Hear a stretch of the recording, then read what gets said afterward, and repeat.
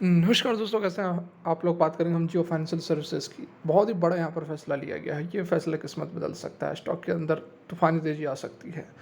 क्या कुछ खबर है, सारा जानेंगे।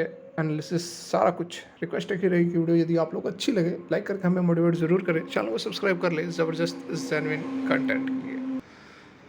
तो यहाँ पर हम बात करें जियो फाइनेंशियल सर्विसेज की, तो आप देख सकते हैं कि स्टॉक में अच्छी खासी तेजी हमें पिछले दिन देखने को मिली है, जो लास्ट ट्रेडिंग सेशंस हुई है। यहाँ पर काफ़ी दिनों के बाद स्टॉक जो है वह 20 डेज़ के ऊपर क्लोज होता हुआ नज़र आया है। सपोर्ट लिया है इसने 20 डेज़ पर ईएमए पर और ऊपर की ओर इसने मूवमेंट दिखाई है। 226 रुपये पर इसने क्लोजिंग दी है। हालांकि जो इसका रेसिस्टेंस जोन है वो 233 से 34 रुपये तक जरूर बन रहा है, लेकिन जो नियर टर्म का रेसिस्टेंस है फिलहाल वह उस रेंज में आ चुका है। एक बार यहाँ पर एक बड़ी तेज़ी हमें देखने को मिल जाए, एक ब्रेकआउट देखने को मिल जाए, उसके बाद जो फाइनेंशियल सर्विसेज के अंदर अच्छी खासी तेज़ी हमें देखने को मिल सकती है। काफ़ी समय से आप देख सकते हैं कि ये जो है एक डाउन ट्रेंड में चल रहा था। 20 डेज ईएमए से नीचे ही ये सारा आप देख सकते हैं नीचे चल रहा था। उसके बाद ये कंसोलिडेट किया, 20 डेज पर ऊपर नीचे रहा। कुछ दिन इसने ऊपर भी गुजारा था, लेकिन फिर से इसमें करेक्शन हुआ। लेकिन अब जाकर जो है क्लोजिंग अगेन यहाँ पर एक 20 डेज से ऊपर इसने क्लोजिंग दिया है और एक साइन दे रहा है कि स्टॉक के अंदर एक पॉजिटिव मूव आ सकती है आने वाले समय में। डेफिनेटली बहुत ही सॉलिड स्टॉक है। इस तरह के स्टॉक्स को आपको बिल्कुल भी नहीं छोड़ना चाहिए। कभी भी आपको यह मल्टीबैगर बना सकता है। इसमें जो खबर आ रही है, पॉजिटिव बिग न्यूज़ निकल कर आ रही है, उस पर भी नज़र डाल लेते हैं।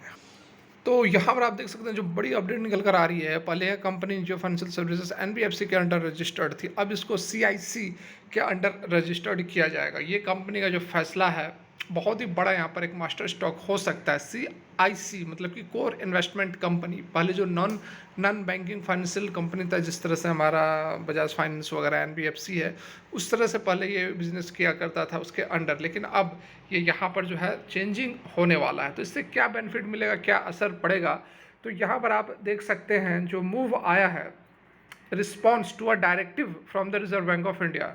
रिजर्व बैंक ऑफ इंडिया से आरबीआई की तरफ से एक डायरेक्टिव मिला था, एक डायरेक्शन मिला था, जिसमें कि मैंडेट था कन्वर्शन करना एनबीएफसी को to that of the holding company. ऐसा क्यों मैंडेट किया गया, क्यों डायरेक्टिव आया, इसको भी देखते हैं। यहाँ पर देख सकते हैं कि जो कंसेप्ट है कोर इन्वेस्टमेंट कंपनी का, उसके अंदर क्या है कि holding entity with the primary function of holding various subsidiaries. ठीक है, तो जो वेरियस सब्सिडरीज है, क्योंकि इसकी बहुत सारी बिजनेसेस है, जो फाइनेंशियल सर्विसेज के अंदर भी बहुत सारे ब्रांचेस हैं, उसको यहाँ पर यह होल्ड कर सकती है कोर इन्वेस्टमेंट कंपनी। ठीक है, this structure will allow the CIC to efficiently deploy its capital to the subsidiaries as needed. तो जो भी अब इसकी सब्सिडरीज है उसमें जो भी कैपिटल की रिक्वायरमेंट होगी वो अब डायरेक्टली यहाँ पर यह इन्वेस्ट कर सकती है। और जो शिफ्ट है जो financial services involves demerger it's diverse vertical. अब जो भी इसके वर्टिकल्स हैं, जैसे कि पहले जो फाइनेंशियल सर्विसेज के अंदर लेंडिंग, एसेट मैनेजमेंट, इंश्योरेंस, ये सारी कंपनियां, ये सारे बिजनेसेस आते थे। अब इनको अलग अलग करके अब जो है डायरेक्ट इन्वेस्टमेंट किया जा सकता है। ये जो डिसीजन है कन्वर्सन का सीआईसी में, ये जो है बहुत ही ज़बरदस्त यहाँ पर काम करने वाली है। देखिए, जो फाइनेंशियल सर्विसेज जो करंट बैलेंस शीट है और जो स्ट्रक्चर है एनबीएफसी का, उसमें क्या था कि कमी आ रही थी।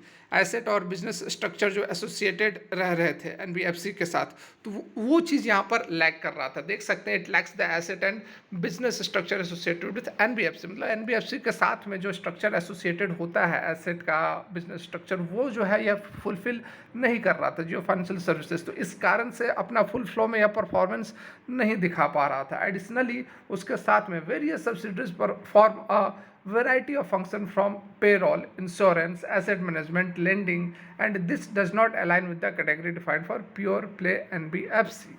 समझ गए? यही बात यहाँ पर बताया जा रहा है कि जो भी बिजनेसेस कंपनी करती है वो एनबीएफसी के कैटेगरी के अंडर नहीं आ रही थी। हासिनी कार्तिक उन्होंने हाईलाइटेड किया है, कन्वर्सन टू ऐसे structure could bring more transparency to जो financial services business model and help enable the true value discovery. बिल्कुल आप यहाँ पर देख सकते हैं, मैंने यहाँ पर बता रहा हूँ कि ज़बरदस्ती का कि स्टॉक जो है 1000 भाग जाएगा। यहाँ देख सकते हैं कि ट्रू वैल्यू की डिस्कवरी होगी। अब भी जो भी उसके अंदर पोटेंशियल है उसको निकाला जा सकता है। कंपनी का जो करंट वैल्यूएशन है वो काफ़ी चैलेंजेस फेस कर रहे थे due to its unconventional structure. जो पहले अनकन्वेंशनल स्ट्रक्चर था जिसके कारण किसके वैल्यूएशन थे वो चैलेंजेस फेस कर रहे थे। उसके कारण क्या हो रहा था, होल्डिंग कंपनी डिस्काउंट, ठीक है, डिस्काउंट में कंपनी होल्ड कर रहा था, ट्रेड कर रहा था।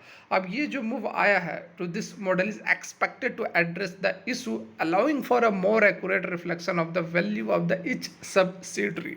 समझ रहे हैं ना क्यों मैं बोल रहा हूँ कि स्टॉक के अंदर अब ज़बरदस्त रैली आ सकती है, क्योंकि अब जो है वो वैल्यू जो भी निकल कर आएगी उसको रिफ्लेक्ट करेगी, कंपनी की सब्सिडरीज अब अपना पूरे के पूरे फुल फॉर्म में आता हुआ नजर आएगा, ठीक है। While the long-term impact remain uncertain, this move represents a pivotal moment for investor to witness a genuine value of Jio Financial Services। Okay तो यहाँ पर अब आपको क्लियर वैल्यू जो है वो यहाँ पर समझ में आने वाली है कि अब आने वाले समय में कुछ पीरियड में आपको जो फाइनेंशियल सर्विसेज के अंदर अच्छी खासी तेज़ी देखने को मिलेगी। एक बड़ी पॉजिटिव मूव जो है वह आरबीआई के डायरेक्शन पर जो फाइनेंशियल सर्विसेज ने किया है। डेफिनेटली हम एक्सपेक्ट कर सकते हैं कि आने वाले समय में जो फाइनेंशियल सर्विसेज 1000 को भी पार करेगी, क्योंकि कंपनी के बारे में तो डाउट नहीं है, कंपनी तो आप सभी जान ही रहे हैं, कुछ बताने की ज़रूरत नहीं है। बाद बाकी जो प्रॉब्लम्स थी उसको भी यहाँ पर सॉर्ट आउट किया जा रहा है। इस तरह की अपडेट्स आपको अच्छी लगती हो तो हमें मोटिवेट करने के लिए एक लाइक ज़रूर करें, चैनल को सब्सक्राइब कर ले जबरदस्त जेन्युइन कंटेंट के लिए। Thanks for watching, have a great day.